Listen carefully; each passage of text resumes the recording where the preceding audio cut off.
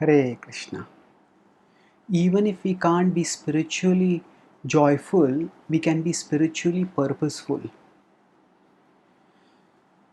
When people do something which they find joyful, even then they cannot always be joyful. Suppose there's a tennis player who loves to play tennis, but then in order to perform well on the tennis field, they have to go through workout, they have to do exercises, they have to regulate their diet, and they have to do so many other things which they may not like to do, which they may not find joyful. But at that time when they don't find it joyful, they remember their purpose of being high class tennis players, and that purposefulness enables them to endure the joyless phases of tennis practice, or phases when they lose matches or whatever. So they if they move forward and excel in their life, it is not just because they always find tennis joyful, but because they are always purposeful. Whenever we have to do anything challenging, anything worthwhile, anything wonderful in our lives, we know that it is not all going to be a joy ride. There are going to be phases of difficulty, and we can weather those phases by our determination.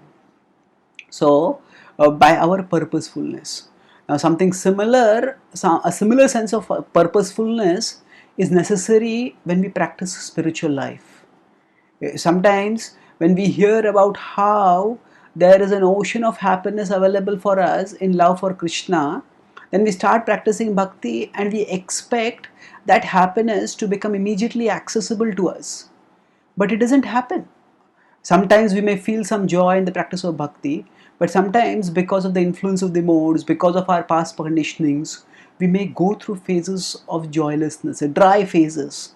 At that time, we need to be spiritually purposeful, knowing that this is the process by which we'll go to close to Krishna, and we stay focused on the process. The Bhagavad-gita 2.41 talks about this purposefulness when it states, Vyavasayatmika buddhi ekeha kuru nandana bahushakha hyanantascha buddhayo vyavasayinam. Vyavasayatmika buddhi ekeha kuru nandana. O Arjuna, those who are on the spiritual path are ekeha, they are one pointed. Vyavasayatmika buddhi. Their buddhi is completely fixed. So this is how they work, and this is how we too need to work if we want to grow spiritually.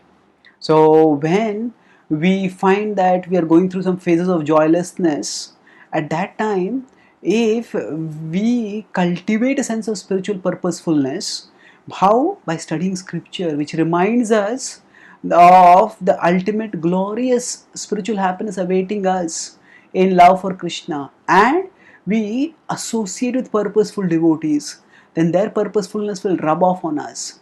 And as we persevere through the joyless phases by being purposeful, then our persistent purposefulness will gradually culminate in perennial joyfulness. Thank you.